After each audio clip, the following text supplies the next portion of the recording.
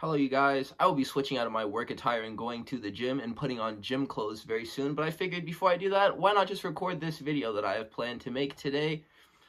This is going to be UFC Fight Night Seattle happening on February 22nd, this Saturday. I'm very excited to watch this fight card. Is there any depth to it? No, not at all, but I'm always going to watch these fights and I'm always going to talk about what I think about these fights, you guys, so let's get right into it. The first fight of the night is going to be Modestas Buskauskas and Rafael Cerqueria to start off the prelims. And Modestas Buskauskas is a special fighter just because a couple of years ago he had his knee completely destroyed by Roundtree. It was like a knee teep or something. And he seems to be fighting like it isn't really affecting him that much post coming back to the sport after some surgeries and some recovery time. Rafael Cerqueria is a guy who is no stranger to taking a horrible loss, as he has to Bullet and Ibo Aslan in the past. Bullet, whatever, because they low-key had a very competitive kickboxing match before he was knocked out. But Ibo Aslan is a guy who took the pleasure man, Anton Turkali or whatever. If you remember this guy, you know how absolutely bad his run in the UFC was. His last fight before he got cut from the promotion was against Ibo Aslan. And this might even have been a split decision that Ibo Aslan had to win against Anton Turkali. I was keen on never watching Aslan fight again after that. Then he knocks out Rafael Cerqueria. The fact that he steamrolled Rafael Cerqueria in round one of their last fight makes me really wonder if Rafael Cerqueria is ever going to win, man. And he's really tall as well, so I think that might be like worth mentioning. I think he also dates Mackenzie Dern too, so there's probably a few people gunning for him for that reason and wanting to see him lose. I don't really have a horse in that race, you guys, but I mean, Buskauskas is a durable and cardio-heavy grappler who can stand, and especially with a guy like this, too. So I will call him scoring a submission or a TKO in round one. I'm always going to root for a fast start on these cards, man. So Buskauskas is going to get this one done.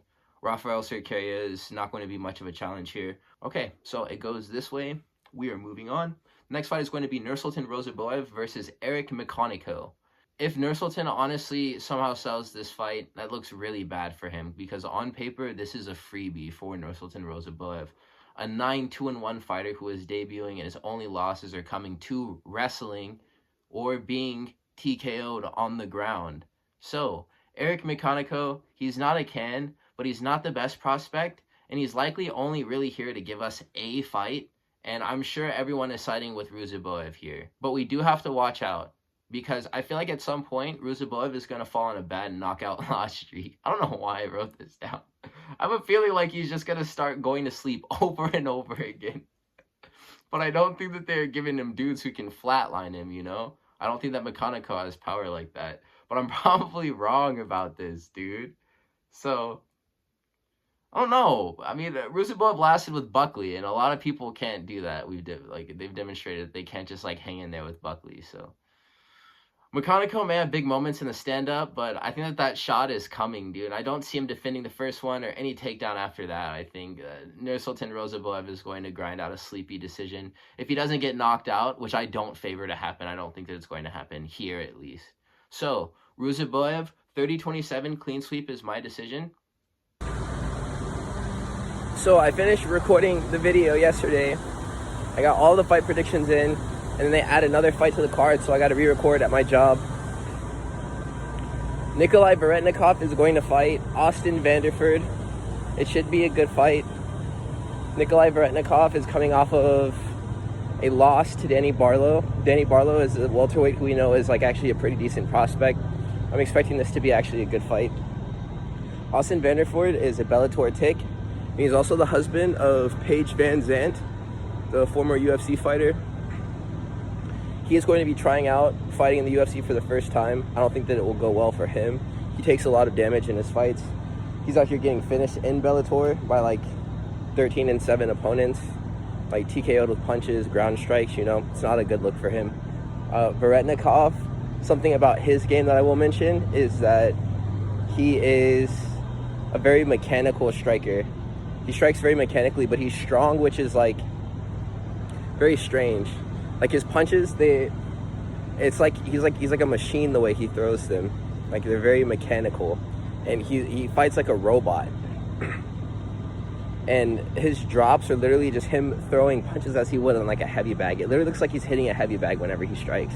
And so that's something that I'm going to be weighing here in my decision, because I don't really see Austin Vanderford as much more than a heavy bag that he will be for Veterenikkov. This is just going to be a fight to watch. They just made this fight to make this fight. Austin Vanderford, I'm sure they have no expectations for him. This is going to be a Veterenikkov masterclass. I think he'll knock this guy out, or if he takes him to a decision, Vanderford is going to take so much damage in this fight. So that's what I'm going to pick. Probably a round 2 TKO for Veterenikkov, maybe even round 1. I think he's going to get in there and hurt that guy really bad, very fast, and get him out of there. So that's going to be my official prediction. Future Micah is going to be done for this part of the card. Back to you, past Micah. Take us away. We're going to go on to Ricky Simón versus Javid Basharat. So Ricky Simón is not balling anymore, and it may be over for him after like back-to-back losses by Yadong by KO first, and then Batista by crotch sniff, back-to-back losses. Because afterwards, he got absolutely masterclassed by Vinicius Oliveira in a striking clinic like I've honestly never seen before in the UFC. These were all not good losses for him. I'm definitely talking up that last statement. He got beat up by Vinicius Oliveira, but I mean, I've seen worse one-sided beatdowns. That was just another one of them. But any kind of momentum that Ricky Simón has at this point, that he's built up over the years, it's at 0 right now. Goose egg, dude. Like, he has to restart the train, man. So Basharat took his last loss to Ayman Zahabi, who is honestly a monster, dude. Ayman Zahabi is crazy, and I think that he would beat up most bantamweights, and the Pedro Munoz fight really made me realize this. So I think that's a really weird style, and it's powerful, unorthodox striking that Zahabi has, and I think it would also give Simón fits, too, and I think he would lose this fight, like, definitely. So Simón just has questionable fight IQ, and he brawls way too much. Clean strikers who are calculated and thinking can defuse this bomb with relative ease, I feel like. So Ricky Simón, the fact that he is such a solvable puzzle, not a lot of head movement, no stance switches. Basharat is a more skilled fighter for sure. I think that he will be strong enough to control Simón. Because for some reason on the ground, like, we may even see this with the Henry Cejudo fight with Song Yadong. Henry Cejudo might have a, like, the smaller fighters, whenever you're, like, down there on the ground, like, you can, like, easily manipulate, like, these larger and more massive people, you know? So we'll see how this one goes. I think that the grappling will be there, even though Ricky Simón is kind of a tank, and he is a grappler, too. So it'll be interesting scrambles, I think. Basharat, as well, isn't even a finisher. So I could see him maybe catching Ricky Simón dead to rights in round 2 and catching a sub over him. Maybe he drops him first. Maybe he wins a decision, I know. So I would regularly call the decision, but I'm feeling froggy today. So I think that I'm going to want him to win this fight by round 2 submission, and that's what I'm going to call. The next fight that we're going to talk about is going to be Mansur Abdul Malik versus Nick Klein. And thank God for the Contender Series. I just want to say, thank God for the Contender Series. We always need new fighters, and with the existence of Dana White's Contender Series, we get new prospects who we can become familiar with, and we can get some footage of them before their first official UFC fight, you know, versus them just pulling up some random nobody from the regional scene who we just kind of have to trust, like, some Instagram video that we saw or the words of some guy in a comment section who's like, yeah, he's a killer.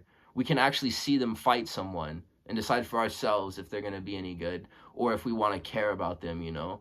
So the Dana White Contender Series, it does a really good job of allowing us as fans to enjoy new fighters and to consistently funnel them in. I think that both of these guys have come off of this, like, show. This fight is going to be Abdul Malik, who has won his Contender Series fight, and I think he even scored a knockout in his debut against Dushko Todorovic. And then he's fighting Nick Klein, who is 6-1-0, and his only loss is being caught on the ground and TKO'd. And a lot of Abdul Malik's wins are ground outing people, just grounding them and just grinding them into a fine powder on the floor. So lots of TKOs on this guy's record. I think this probably is going to go to a decision, though, for some reason. But Abdul Malik has definitely displayed more of a finishing ability. So if you are going to say anyone finishes this fight, I'm going to say anyone finishes this fight, I would say Mansur Abdul Malik does it probably in the first round. Otherwise, he's probably just going to win a decision. But I always want to just pick what's the most entertaining for my viewership. So why doesn't he just go get a first round stoppage over this guy? Why not? Mansur Abdul Malik, we're with you, buddy. The next fight that we're going to talk about is going to be Andre Fili versus Melquizael Costa. And I like Andre Fili. I think that he's cool, man. And his interviews, they're not cringe, bro. I think he speaks well. I think he carries himself well. He's an interesting guy. And as a fighter, he's cool too. I remember he won a decision against Cub Swanson. That's like the fight I remember most because it was so close. And like, that was a good fight, man. And I remember he started dancing at the end. And people critiqued him for it, the Cub Swanson fight. But it was like a good personality moment for him because he was very respectful to the legend. And he enjoyed his victory in like a gracious way, I feel like. I like Andre Fili. If you're a fan of the sport and you like pay attention to these prelim fighters, you understand that Andre Fili is a cool guy. But we've seen him max out a lot. In that Cub Swanson fight that I just talked about, like we saw him max out against like a 40-year-old Cub Swanson. And like that was it, bro. Like if he didn't win that decision, like that's as hard as he can fight probably, man. And like barely sketched that one out. Melquizael Costa, he's actually a pretty good fighter, man, and he can game plan to a decision like pretty well. And his strategy with grappling, I think it can and will be a difference maker in this fight. Fili did, as I said, he went life and death with Cub Swanson, which isn't humiliating for him. I mean, like, I don't like, people want to critique him for the fact that he went life and death with the 40-year-old Cub Swanson. And I even made the, acknowledgement that Cub Swanson is that old, but he's still knocking people out, dude. And that's a tricky fight. He's a crafty veteran, so he can sleep most of the unranked fighters in this division. Cub Swanson, I mean no disrespect, bro. If you're watching this video, don't come pull up to my workplace and snipe me with a right hand, please. But I think that white-hot young fighters who are coming into the promotion to go forward, you know, they should be steamrolling and landsliding fighters like Cub Swanson, bro, at the point of their careers that they're at. So Costa, I think, is skilled, and Fili is kind of one-dimensional. He doesn't really have the best cardio, and I think that's what will get him wrestled in this fight. I could see Costa tying up Fili on the ground and winning by a round 2 submission. The first round is just going to be a tricky one because it could very well be an Andre Fili round 1 KO, and that could be all she wrote. That's going to take us on to the next fight, which is going to be Iwan Cutelaba versus Ibo Aslan. So, Aslan may be locked in after what I'd said about him before with like the Pleasure Man. A very ugly split decision with Anton Turkalj. Then he shored up his striking and he flatlined Rafael Cerqueria, who will have either won or lost by this point in the card. He got him out of there in round 1 with some pretty strong boxing. I love Cutelaba because he's a fun personality. He used to paint himself like the Hulk, and like he's just a funny guy, man. But he's awful. I don't want to be too critical of him. Bro, you're a Cutelaba fan if you're an MMA fan, dude. Like, he always gives us fun fights. But technically skilled, not the best. Like, not the most technically skilled when compared to other fighters. Like, I want to, like, play the middle, but I just kind of got to call a spade sometimes. It's almost like he's making a point to not do what his coach is telling him. Because I know that they're not telling him to just go out there and swing like he's fighting for the freedom of his home country. He's just going and taking that liberty on his own. I don't think I've ever seen this guy once just have a through-and-through clean performance. He just doesn't do that. He's not that type of guy. He did beat Evan Erslan in his last fight, Ivan Erslan. And I mean, like, that was a banger, dude. But it kind of looked like 2 old dudes slugging out in the grocery store. And Cutelaba has very bad fight IQ. But, I mean, his fights are so fun, man. I love his fights. So, he only really has good performances against people who don't really have much of a clue. I never really act like Aslan is, like, the best. But that's just because I don't really think that he is. But he clearly knows how to finish a fight. And he isn't there to, like, brawl with guys. He's kind of shown in his last fight. So this could be a big problem for the Hulk, but that is still my boy. I think that the tricky style of Iwan may make Aslan have pretty much the same performance that he had against Turkalj. And Cutelaba isn't just going to give Aslan a win, bro. And he'll make this fight hard to win if he doesn't make a big mistake early on that costs him his consciousness. And I really hope that it doesn't go like that. So Iwan Cutelaba via unanimous decision is going to be my pick on negative confidence. You know, I say usually like low confidence, negative confidence this time. Like, I should pick the other fighter, but Iwan Cutelaba is my boy, so I'm going to side with him. Alonzo Menifield versus Julius Walker is going to be the next fight. So this is very exciting because we are finally getting a cool light heavyweight prospect. 6'4", 6-0, all finishes. I like him a lot. He does have a losses in his amateurs, but only decisions. And I like that for him because he'll fight like he's not afraid to get knocked out since it hasn't happened to him in his career. So 205 has been pretty starved for talent and contenders.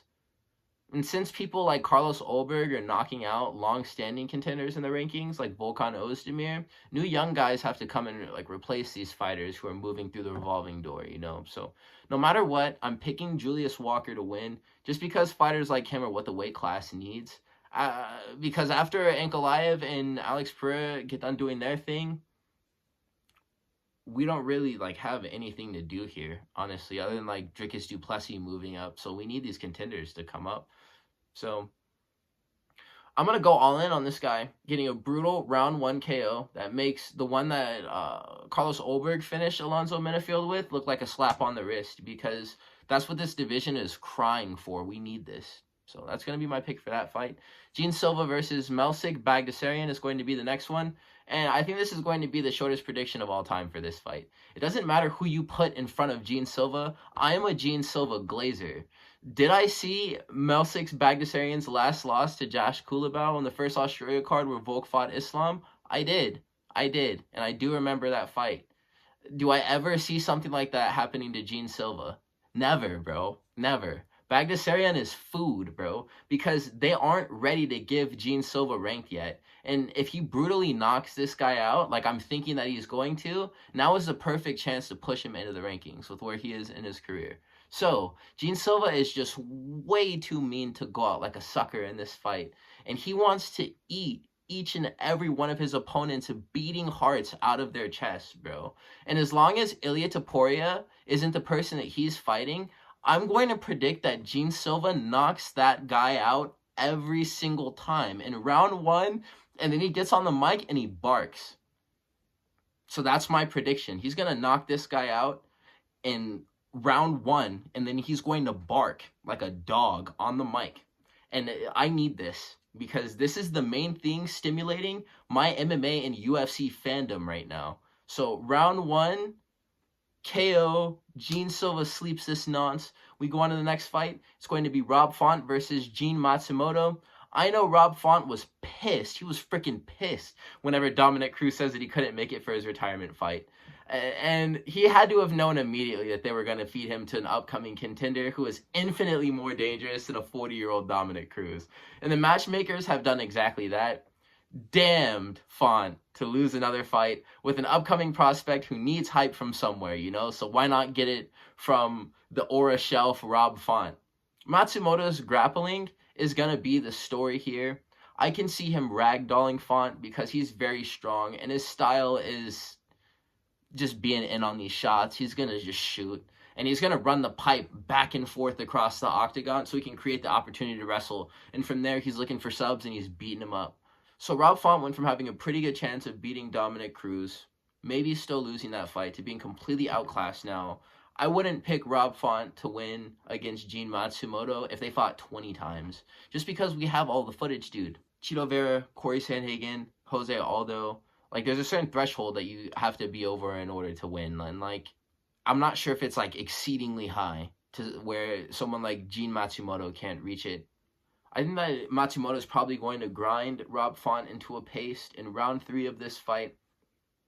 Or Font just takes great damage and loses a decision. It'll be either of those things that happen. So that's going to be my official prediction. The next fight that we're going to talk about is going to be Brendan Allen versus Anthony Hernandez. And man, middleweight was such a largely boring division, especially with Adesanya and Pereira having their little, like, trilogies outside of, like, the title fights. But, like, dude, tell me why the scariest fighters in the UFC are middleweights, dude. We got Khamzat, Dricus, and Anthony Fluffy Hernandez all existing in the same division at the same time, man. And, like, they're competing for the same world title. And these are just each really nasty, smothering fighters who just strip all hope away. And they're really scary fighters. Michel Pereira, he looked like he had a terminal illness after the first round of that fight with Anthony Hernandez. And he still fought. I think it went into, like, the 3rd or 4th round, dude. And, like, he was unrecognizable. His face was all beat up. He was, like, low energy, not moving well. He looked sick. I don't know how Anthony Hernandez is able to do this to people. Khamzat Chimaev is able to do this to people as well, and so is Dricus. It's really hard to describe. I really hope that we get an opportunity to watch what I'm talking about right now. I mean, I don't know what type of person this is, but he fights. It looks evil, kind of, dude. The way that he just punishes these people, like they're just getting punished, and he's just an instrument of torture for like the entire duration of the fight. Imavov was able to control Allen while tired, and Hernandez doesn't get tired. That's another thing where it's like, okay, like who what type of winter soldier super serum are you on right now, bro, to where like you can just put on this incredible pace for this long and not get tired? I think he's in about an equal level of grappler as Imavov from a skill perspective, but I think that he's better as an MMA grappler since he shoots so much and he doesn't tire out. So I just feel super dissatisfied by Allen's performances every time, because I do think that Arnold Allen is a good fighter. I just think that he could stand to demonstrate a lot more of his skills whenever he fights. And he never does this, and he embarrasses me whenever I pick him, dude. And that like makes me feel upset because he's always just right there, I feel like. So I think that Hernandez is probably going to landslide this one and break Allen down over the course of 3 rounds. And we probably see a Brendan Allen who's more visibly damaged than we've ever seen him on camera. Like, Anthony Hernandez's fights are scary. Like, I'm actually kind of lamenting the fact that this is going to happen to a guy who, like, this was like a contender that I like, you know, and now he's fighting Anthony Hernandez. Like, I'm sad. So Fluffy has been conducting cartel-style executions in his fights.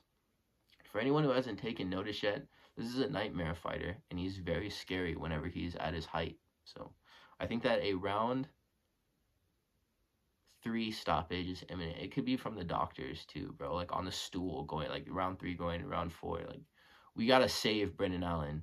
I gotta call the G-Force, the guinea pigs, to go into the UFC like arena that they're fighting in Seattle and turn the lights out before that one, so they can't do that one. I'm gonna save Brendan Allen, dude. Bro, Anthony Hernandez, that's Mike Tyson, bro. That's one of those like crazy scary fighters. Anthony Hernandez is actually Mike Tyson, so you know we're siding with him. The main event of this card is going to be Henry Cejudo versus Song Yadong. Triple C, yeah, Triple C, you're on thin ice, buddy. You're on thin ice. You're skating on thin ice, buddy. I'll tell you what. My question is, why did Henry come out of retirement and ruin his legacy? He was good. He retired with 2 belts, and that was it. Double champ, right off into the sunset. It was like one of the first cards over COVID. He defended his belt against Dominic Cruz, and that was it. That was it. It's done.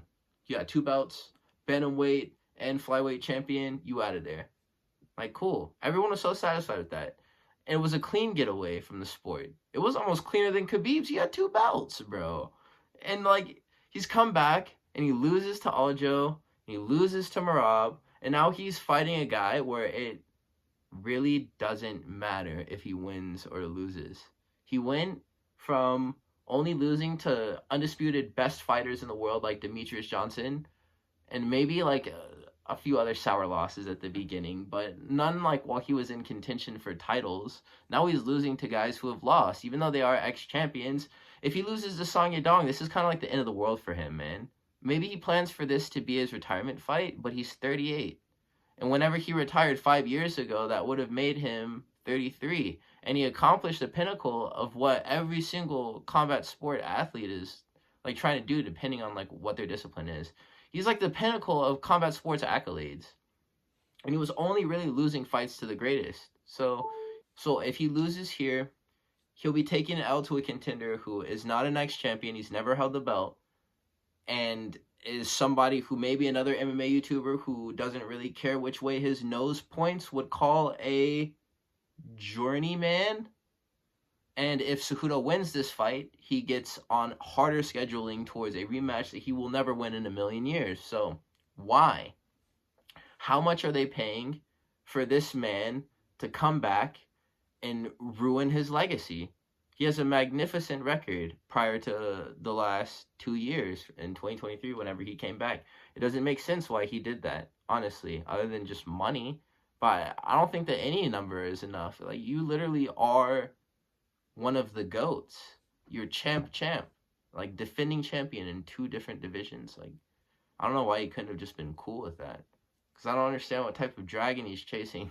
Honestly, I'm getting way too far.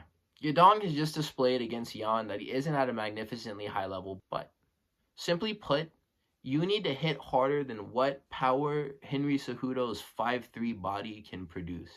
He won't ever score a KO against a single top 10 contender in this division because that's just not his game. Can Yadong be wrestled? Yes. But will Song's punches hurt more than Cejudo's and hurt Henry greatly? Probably. I think that this is Cejudo's manager setting him up to fail. And win or lose, I would like him to never fight again. I don't really want to ever see Henry Cejudo fight again after this fight. I know it's not me at the driver's seat, but that's just my opinion. I think he should have stayed retired and rested on the laurels of the work that he had already done. And I kind of want to see him lose because he's so stubborn and wanting to fight still, you know? Yadong is very mid, though, so... I'm going to predict Yadong knocks this guy out. He has the ability to catch people inside, as we saw with, like, Ricky Simone. Jan beat Yadong just by staying directly out of the range that Henry Cejudo will probably spend the entire fight inside of looking for takedowns, which he may get. But Yadong is going to blister Henry with all of his shots. The size difference and the power that translates with that is going to be very great.